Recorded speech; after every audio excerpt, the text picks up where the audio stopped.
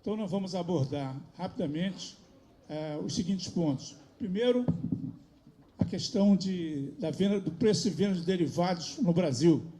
Depois, a revisão da prioridade na construção de refinarias. Terceiro, participação do pré-sal de forma competitiva, com autonomia para a escolha de blocos e parceiros. Quarto, a flexibilização para atendimento do conteúdo local. Quinto, a realização de rodadas para licitações com planos quinquenais relativos a áreas a serem oferecidas. E, além disso, estímulos para a comercialização de gás natural e estímulo para desenvolvimento de projetos alternativos de energia.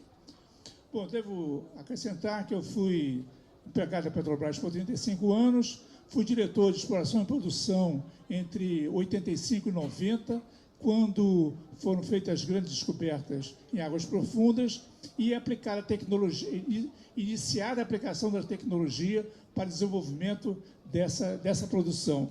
Além disso, fui presidente da área internacional e responsável pela ida da companhia para mercados competitivos, por exemplo, no Reino Unido e na Noruega, no Mar do Norte, e no Golfo do México, nos Estados Unidos. Então, passando ao primeiro ponto da nossa pauta, que é a comercialização de derivados, eu deveria dizer o seguinte: quando a lei do petróleo foi promulgada em 1997, previa no seu artigo 69 que a venda de petróleo e derivados seriam sujeitos à regulamentação do Ministério de Minas e Energia e do Ministério da Fazenda para atender a competitividade no mercado local. Como consequência desse artigo 69 da lei, as portarias do Ministério, então baixadas, essa lei previa essa regulamentação por 3 anos, na presunção de que, no fim dos 3 anos, o mercado seria competitivo. Isso não aconteceu aqui no Brasil, ele continua, de certa forma, como monopólio da Petrobras na área de refino. Então, esse término dessa regulação não foi favorável ao desenvolvimento da companhia, de certo modo. Bom, a regulamentação feita na ocasião indexava os preços dos derivados no Brasil, ou melhor, o preço de realização da Petrobras, isto é, o preço pelo qual a Petrobras vendia os derivados para as distribuidoras, passou a ser indexado aos preços prevalecentes na área do Golfo, nos Estados Unidos, e a cotação do dólar. E seriam revistos a cada mês para ser fixado, para serem estabelecidos esses valores. Bom, lamentavelmente, na verdade, não foram 3 anos, mas 4 anos depois, em 1992, esses preços foram, no ano de 2002, desculpe, esses preços foram liberados e passou a vigir uma certa, digamos assim, informalidade na sua regulamentação, com os preços sendo reajustados de acordo com, a partir desse momento, de acordo com acordos feitos com o controlador da Petrobras, o governo federal, e daí em diante o processo passou a ficar bastante complicado. Por exemplo, quando houve uma queda acentuada dos preços de petróleo em 2008, um pouco antes de ter sido regulamentada a alta do petróleo, dos derivados do petróleo no Brasil, esses preços relativamente altos prevaleceram por algum tempo. Mas logo depois, os preços do petróleo no mercado internacional passaram a subir e os preços ficaram, digamos assim, de novo defasados. E hoje em dia, o que a gente enfrenta é uma situação muito peculiar. Uma companhia que tem ações no mercado, inclusive na Bolsa de Nova York, ser obrigada a manter o preço de derivados tabelados para controle de posições do governo. Queria acrescentar algo mais, dizendo o seguinte: os royalties e a participação especial são indexados aos preços do mercado internacional. Então, é uma incoerência que o preço de venda de derivados não seja, porque isso cria uma distorção interna no mercado. Deixa eu esclarecer mais o seguinte: por exemplo, a área de refino, o ano passado, teve porque a Petrobras, nos seus balanços, é obrigado a informar o lucro para cada um dos segmentos principais onde ela atua. Então, na área de refino, o prejuízo da Petrobras em 2011 foi de 5,6 bilhões de dólares. O prejuízo da Petrobras, o ano passado, foi mais do que o dobro disso, 11,6 bilhões de dólares. E, como consequência, o balanço geral da companhia teve também um valor bem mais baixo do que seria normal. Não sei os valores de cor agora, mas o lucro da Petrobras caiu bastante o ano passado. Já o lucro do upstream, que continua indexado, upstream que eu digo, a área de produção, que continua indexado aos preços do mercado internacional, porque os ROIs estão assim indexados, não tiveram pelo contrário, tiveram um lucro muito bom, que de algum modo contrabalançou o prejuízo do setor de refino. Então, o governo, a gente tem observado aí, o governo atual, que de vez em quando reajusta os preços daquela maneira, de forma que a gente não prevê.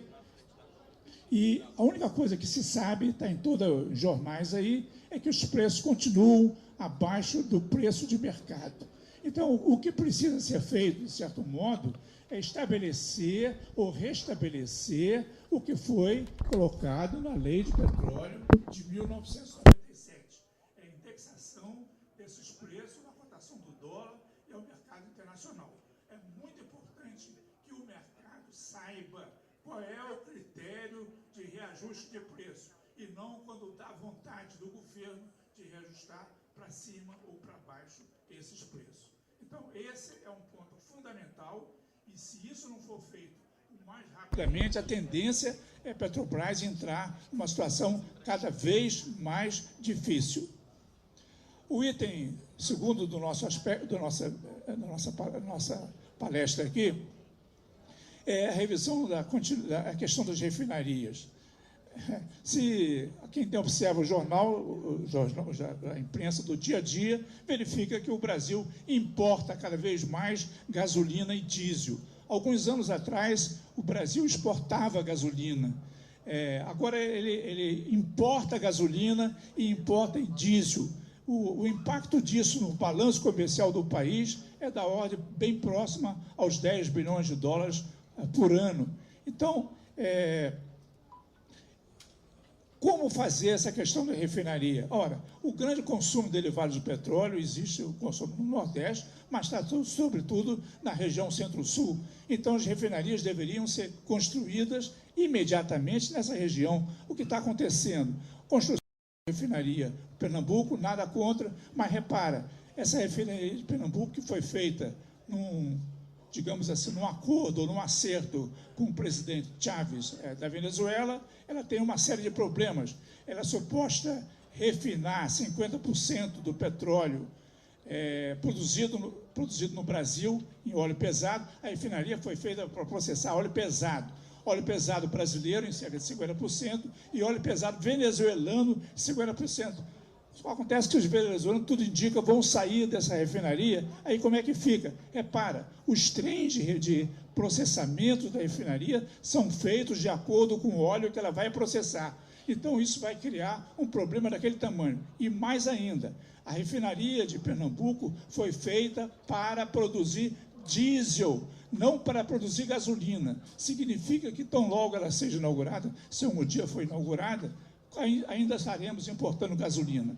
A refinaria que está também projetada para o estado do Rio de Janeiro também é feita para produzir derivados especiais para petroquímica e diesel, mas não para produzir gasolina. Então, nós vamos continuar importando gasolina por muito tempo, a menos que essa política seja refeita o mais rápido possível.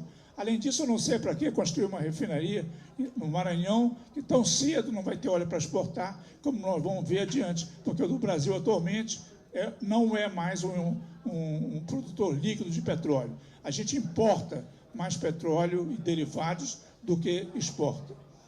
Então, essa questão das refinarias, há outras questões nebulosas que estão sendo investigadas pelo Ministério Público, como os senhores devem saber, que foi a aquisição da refinaria de Pasadena, nos Estados Unidos, no Texas, que aparentemente foi feita em condições absolutamente inadequadas para a Petrobras. Então, isso é um assunto que vai ser revisto, e eu não sei qual será o resultado disso.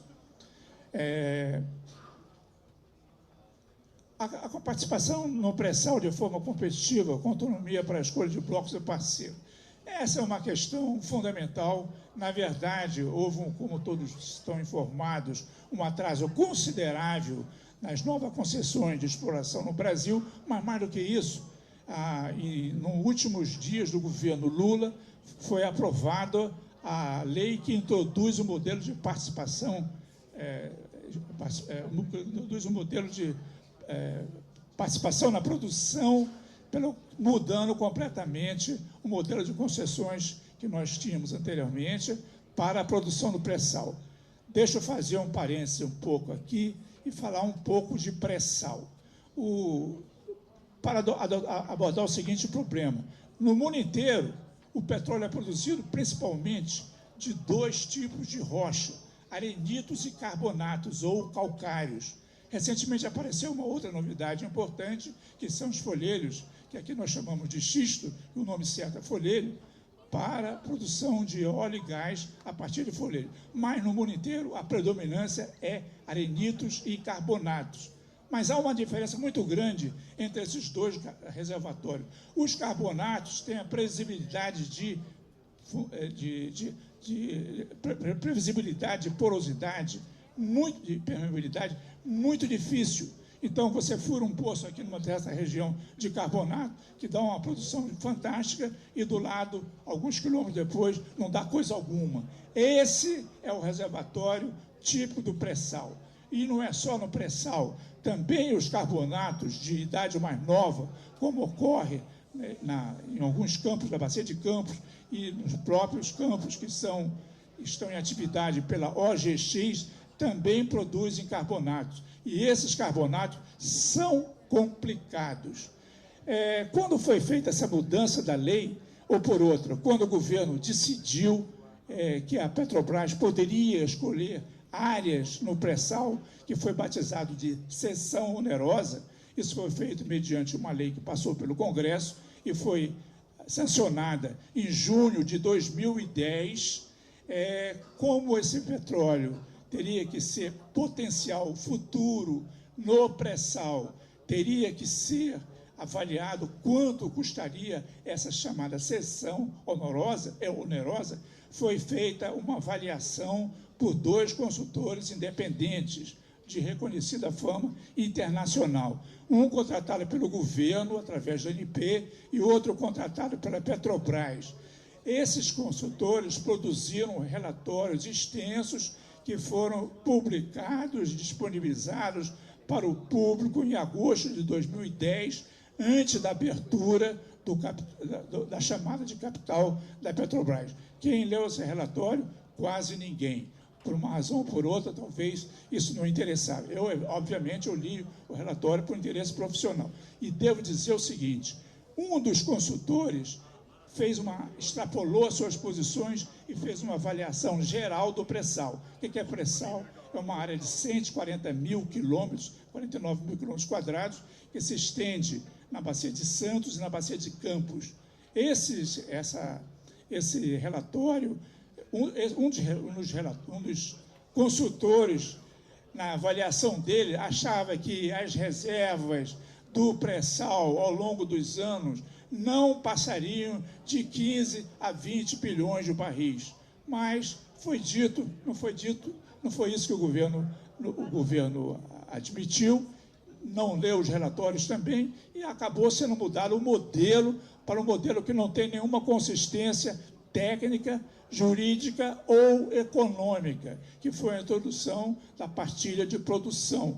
Então, esse negócio de partilha de produção, que é muito comum em países subdesenvolvidos, nada contra, mas o problema é que no Brasil ela é absolutamente necessária, porque a lei do petróleo tinha um elemento fundamental, que é a participação especial. Não apenas os royalties, mas se a companhia de petróleo está lucrando uma quantidade muito grande com o petróleo que ela está produzindo, há uma incidência de um outro tributo chamado participação especial, que compensaria isso aí. E a participação especial pode ser até alterada por meio de decreto. Então, não havia nenhuma razão de ordem técnica, jurídica ou econômica para mudar o modelo de contrato no Brasil. Então, se os senhores querem saber a minha opinião, se deve haver uma rodada, como estão dizendo, para os campos. Outra coisa, a lei foi feita de tal maneira que ela prejudica a Petrobras em muitos aspectos. Por exemplo, partilha de produção é uma coisa comum no mundo inteiro, mas o modelo brasileiro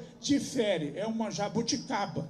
Tem coisa que só existe no Brasil. Por exemplo, nomear um único operador, isso é absurdo. Não existe em lugar nenhum do mundo isso. Obrigar a Petrobras a participar de todos os contratos, não existe em lugar nenhum do mundo isso, porque a companhia de petróleo, uma das coisas que ela mais faz é avaliar técnica e economicamente qualquer bloco que é oferecido. E a Petrobras diz, eu não quero esse bloco. Então, ela não pode ser obrigada a entrar nesse negócio aí. Isso é um absurdo, mas está lá na lei. Então, se vocês me perguntarem o que é que eu acho que eu devia fazer, rever a lei, alterar isso aí e até, de uma loucura, desaparecer com ela. E não fazer uma licitação em novembro. Outra coisa, uma das coisas básicas na indústria de petróleo é a competição. Se você não tem mais competidores, além disso, o pré-sal é um prospecto ou uma reserva muito complexa. É difícil de fazer, a produção do pré-sal é caríssima. E as condições do Brasil são difíceis por várias razões. Imagina você que o reservatório fica lá embaixo de uma espessa camada de sal. E o sal é um negócio que não dá para fazer poço horizontal através dele para penetrar horizontalmente o reservatório. Eu não vou me estender isso aí, mas dizer que existem dificuldades técnicas e a indústria se caracteriza pela inovação, criatividade trazida num processo competitivo. Então, se você não tiver várias companhias examinando as alternativas, isso não vai para frente. Então, esse assunto merece uma revisão e não uma colocação e licitação de blocos no pró-sal na próxima rodada. Não na próxima rodada, mas no fim do ano. Outra coisa é a questão de atendimento do conteúdo local. Eu gosto de lembrar isso aí, porque nos idos 70, 80, criaram uma proteção no mercado brasileiro, pelo qual era proibido importar uma porção de coisas. Era proibido importar computadores. Então, os computadores que estavam na fase de desenvolvimento eram feitos aqui no Brasil. E se você perguntar a um jovem naquela ocasião, a conversa deles, ele ia perguntar, qual é a capacidade do teu Winchester? Quem é mais velho aqui sabe que o Winchester é aquelas carabines usadas lá. Mas não. Era a CPU dos computadores, eram chamados Winchester. Então, o Winchester ficou conhecido por esse troço aí e era uma porcaria. Não tinha desenvolvimento nenhum.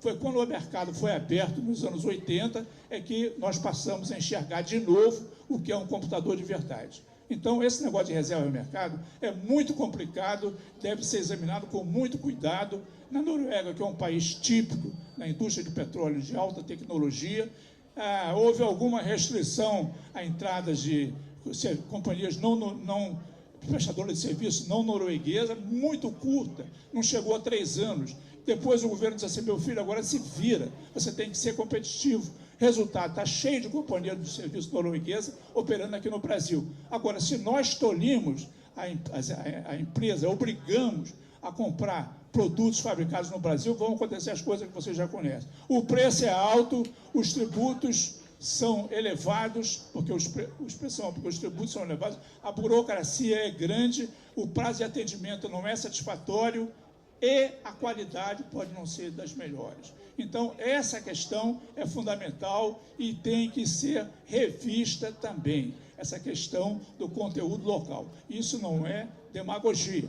Leiam um artigo que saiu na revista, no jornal Veja de ontem, excelente sobre esse assunto, vale a pena. Então, esse é outro aspecto importante. Realização e tomada de licitação, eu já falei sobre isso aí. Ora, as licitações são feitas em todos os países que têm essa atividade de exploração e produção com uma certa regularidade. Aqui no Brasil não existe isso.